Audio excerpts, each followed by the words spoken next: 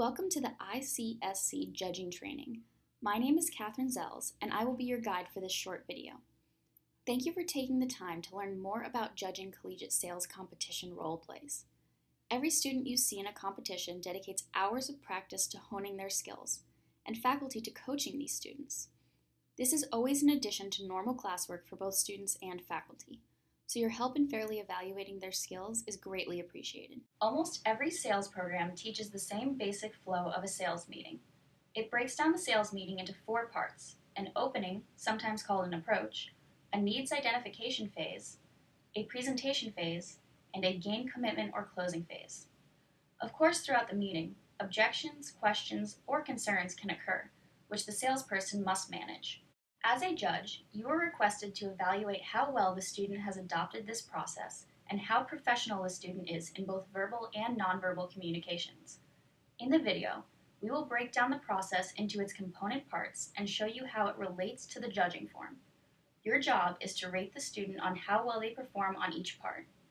The ratings are 0 to 10, with 0 being you did not see it, and 10 being what you would expect from a very experienced professional. So let's begin with the meeting opening, which has 4 components: a professional introduction, building rapport, establishing the purpose of the meeting with an expected next step, and transitioning to the next step, the needs ID phase. Hey, Juan? Yeah. Hey, Martin from the ICSC. Hey, nice to meet you, Morgan. How you doing today? Good. Yeah, mind if I take a seat? Yeah, go ahead and have a seat. Appreciate it. Well, I came in and spoke with Will, I believe last week, a little bit about what we do in the LTSB as far as helping salons optimize their operations. And he sort of let me know that he worked more on the salon side and you were more on the business side of things. So I'm glad we got a chance to sit down here and talk a little bit. Just kind of wanted to get an idea of how you run things, run the operation, understand your business a little bit, and then we can talk about what Neil TSP can do to help those operations. And then I would like to do a little bit of a demonstration of our software with you, if that would be all right. Yeah. Okay, great.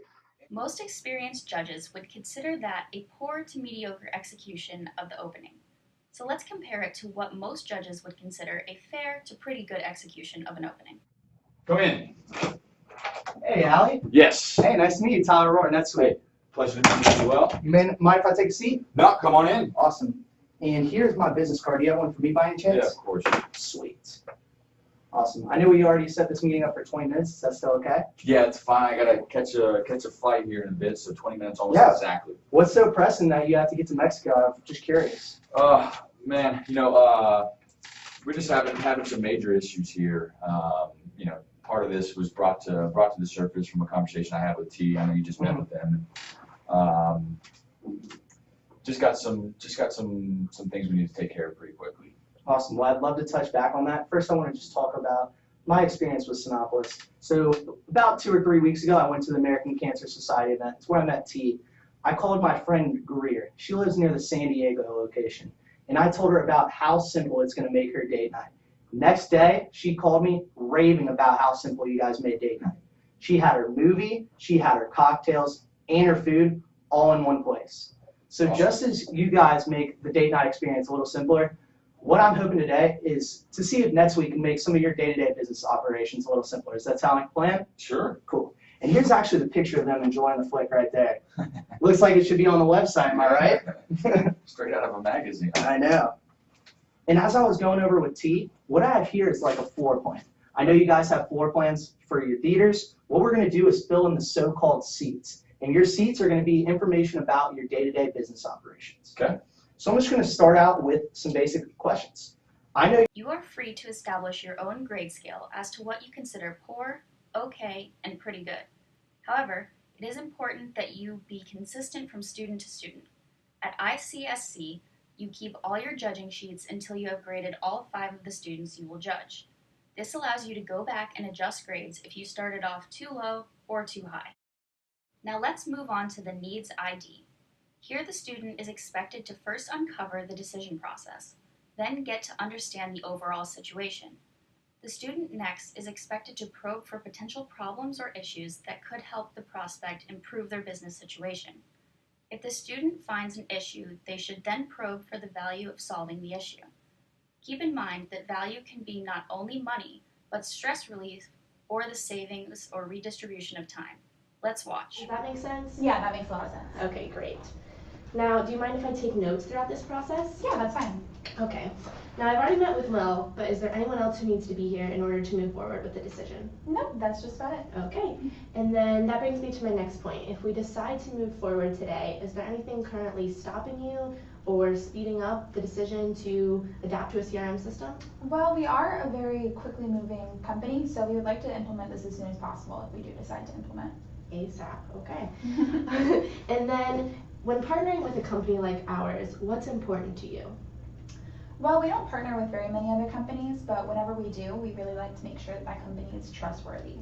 So trust is a very big factor for us. Duly noted. And then I'd also like to double check some of the information that I've gathered through my homework. Are you currently still operating out of one location? Yes, that is correct. And then do you still have 8 chairs, 12 service providers? That is correct as well. Okay. And then are you currently using a CRM system? No, not really. Great. So how do you think this salesperson is doing so far? Did you notice how she asked about the decision process and the basic facts related to the business? Now let's watch a sequence where the salesperson probes for a problem and gets an idea of whether the buyer sees the problem as serious enough to find a remedy. In a typical roleplay, you will see this sequence repeated 2, 3, or even 4 times as the salesperson tries to uncover multiple ways to help the buyer improve their business. Okay, now Kendall, can you tell me how you're currently tracking your inventory? Well, we have a clipboard that we put in the back room. Whenever we get an inventory load, we track it on there. And then each day I usually go in and check, make sure that the numbers are correct, update them at the end of each sales day, and then as necessary, I'll order. Okay, and how many hours are you spending doing that each morning and each night? Well, I'm not in the office all that much, but most of the time, well, the office being the salon, but whenever I am, that's usually what I'm doing. So it's probably about 2 or 3 hours a day. Okay, and do you feel like that's a concern to you? Do you feel like you could better reallocate that time? Yeah, probably. Yeah? Yeah. Okay. So how do you think that an inventory system that manually, or not manually, that's what you're doing now, that automatically tracked what you were doing, would that save you time? Yeah, I thought about that before. I figured that there probably was something that existed to do that, but I thought that would be a really great idea. Great. Now, let's just do a simple math equation to see where we could reallocate that time. So you mentioned that you're spending 2 to 3 hours each day. Yeah, I would say probably 2.5 on average. 2.5 on average, so 2.5 hours each day. Is that 7 days a week? No, only 5 days a week. Okay, so 2.5 times 5. So that's 12.5 hours a week times 52 hours a year. That's 650 hours a year of your time. Wow, just I've never spent thought of it like checking that. on a clipboard. Now, if we could give you back that time, do you think that would provide value? Of course. Okay, so Yeah. 650 hours. Great. Now, Kendall, the next thing I was wondering is, do you believe that your booking process can be improved? Have you ever experienced any challenges, or are you happy with what you're doing currently? I would say we could definitely improve it. We have each stylist manage their own appointment books. Okay. So it can be a little complicated, especially when we have new customers that are not settled with a stylist yet. Okay, so what challenges have you experienced when they're Sometimes there are overlappings, or overlapping? we don't have as many stylists in the store as we need to, the store being a salon. And sometimes we have an issue with that. Okay, great. Customers might have to wait a little bit longer. And Okay, now the next thing that we could do here, just to see exactly how much you're losing and just so you can get a better understanding, is do you believe that there's ever been, you've ever lost a customer due to an over or double booking? I would say it only happens about twice a week. Okay, so twice a week. And would you mind telling me what the average retail ticket is in your salon, or the average all around ticket? All around ticket would probably be around $65. Okay, so $65, but twice a week. That puts you at, let's see, 65 times 2. That puts you about $130 out each week, which is really tough on a salon, in this area. And Will sent me over what your goals were. And in order to reach those goals, we need that $130 each week. Do you agree? I would agree, definitely. Okay, 130 times 52 weeks in a year. So that's $6,760 a year. Oh wow, we That could just- use that for many other things. Of course, and just by reallocating that booking, you're able to get that money. What else do you think that you could use that money for? Probably in the development of a second location. Oh, great. Yeah. Is that one of your goals? Definitely. Oh, fantastic. So the next thing I'd like to talk about, are you currently doing any reporting on your stylist performance? Is that something that you do? Well, we don't really have a way to crunch the numbers. The final part of the needs ID phase is to summarize the issues uncovered and gain a pre-commitment for the buyers to consider a solution. Promotions, like for the public. Okay, so we kind of touched on a few things here, but is there anything else that you want to bring up regarding your salon management? I mean, not really. That's really the main things right now, just booking and marketing. You said marketing, I think, yeah. Yeah. Inventory, of course. Okay. Mm-hmm. Okay, so we did talk about a couple things that SalonBiz could probably help you with, being maybe an online booking system, making that easier for you, retaining your customers with a marketing strategy, and also controlling your inventory. Right. So if I could show you how SalonBiz could provide these benefits to your salon, would you be interested in making a purchase and partnering with SalonBiz? Yeah, definitely. Okay, wonderful. I've kind of This takes us into the solution presentation phase. Here you will see the salesperson introduce the company and then present how the product specifically addresses the issue uncovered in the needs ID phase. The focus of the presentation phase should be on the benefits of overcoming the issue or problem. Again, in a typical role play, this sequence plays out multiple times, once for each need uncovered. So I'm going to shift gears and go into a little bit about SalonBiz so you can feel more comfortable. Okay. So you mentioned you are looking for a company that is trustworthy, good communicators, and reliable. And that's just what SalonBiz is. This is a company overview. I can leave this for you at the end. So SalonBiz has been around since 1999, and we are a computer software program used to control the management aspects of a salon. So essentially our goal is to help salons like Hair on Earth reach their full potential. And we're the #1 most widely used software for this program, for this purpose, excuse me. So something I wanted to show you was a case study done by Salon 730. This is a salon out of Jacksonville, Florida that I worked personally with. They remind me just of you guys at Hair on Earth because they were all manual. They were doing everything inventory manual, and they were doing their appointments manual, and there have been impressive results after they've implemented SalonBiz. Their profit has increased dramatically throughout the quarters, and they have money left over from inventory. So you said that you're losing, you would say about $3,000 in inventory from products not being there or lost products. Implementing SalonBiz can not only save you that money, but it could also teach you ways to put that money back into the business and enhance it overall. Yeah. So I'm going to show you in person how it looks on a computer, if that's okay. You also mentioned appointments. So everything is manual right now. I know that could probably get a little bit confusing with your 8 stylists. Yeah. So I want to show you 2 features. I want to show you appointments and online booking. Appointments first.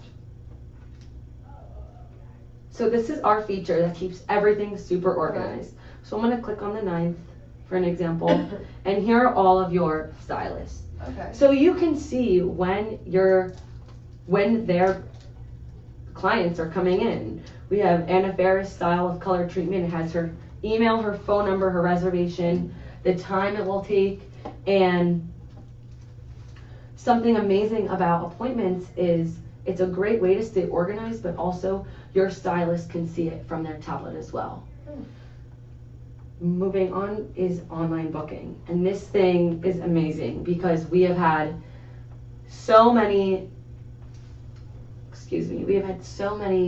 compliments on this. I actually want to show you, I have a testimonial letter from Rob Roy. He's down in Fort Lauderdale, and he said that this feature alone, online booking, has increased his sales by 45%.